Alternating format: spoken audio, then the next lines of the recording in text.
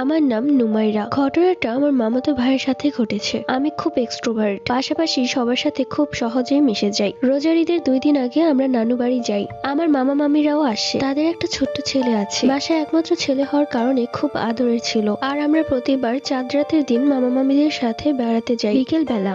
কিন্তু এবার একটু ব্যস্ততা থাকার কারণে বিকেলে যাওয়া হলো না। যেতে যেতে প্রায় রাত হবে শুনে আমি যেতে চাই, কিন্তু আমার মামাতো ভাই খুব চঞ্চল স্বভাবের। সো সরি গাইস, আমার ঠান্ডার অবস্থা খুবই খারাপ হয়ে গেছে, কথাই বলতে পারছি না, যার কারণে আজকে ভয়েসটা একটু খারাপ লাগতে পারে। যাই হোক, তিনি বলেছেন আমার মামাতো ভাইয়ের বয়স মাত্র 3 বছর। ও জিদ ধরলো আমাকে ছাড়া বেড়াতে যাবে না। আমার মামি আমাকে বলল, আম্মু একটু চলো, তোমাকে ছাড়া তোমার ভাই যাবে না।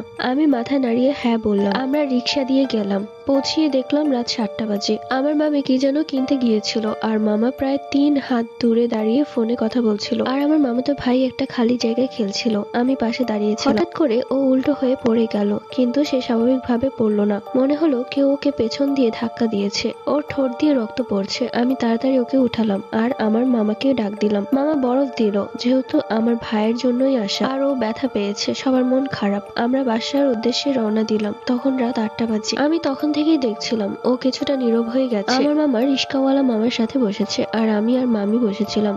মামের কোলে ছিল আমার ভাই। একটু পথ যেতেই আমার ভাই বলল, আপনি দেখো চাঁদটা। আমি বললাম, হ্যাঁ, চাঁদটা তোমার মতোই সুন্দর। ও দাঁত কেলিয়ে হেসে দিল। একটু পরে আমি লক্ষ্য করলাম ও মুভ করছে না, আর চোখের পাতাও ফেলছে না। আমি প্রথমে ভেবেছি ওর ঘুম পেয়েছে, যেহেতু বাচ্চা মানুষ। রাত 8:30 বাজে, কিন্তু বিষয়টা কেমন যেন লাগছিল। আমি মামিকে বললাম, ওর হয়তো ঘুম পাচ্ছে, দেখো তো। আমার মামি ওর দিকে তাকালো। প্রথমে বলল, আব্বু কি হয়েছে? কোনো রেসপন্স নেই। পরে ওর নাম ধরে ডাকতে থাকলো। ভয়ে ওর গালে আস্তে করে থাপ্পড় দিতে লাগলো, তবুও কোনো রেসপন্স নেই। আমার মামা রিক্সা সাইড করতে বলল। একটু পরে আমার ভাই চমকে উঠলো, শুধু বলল, কি হয়েছে?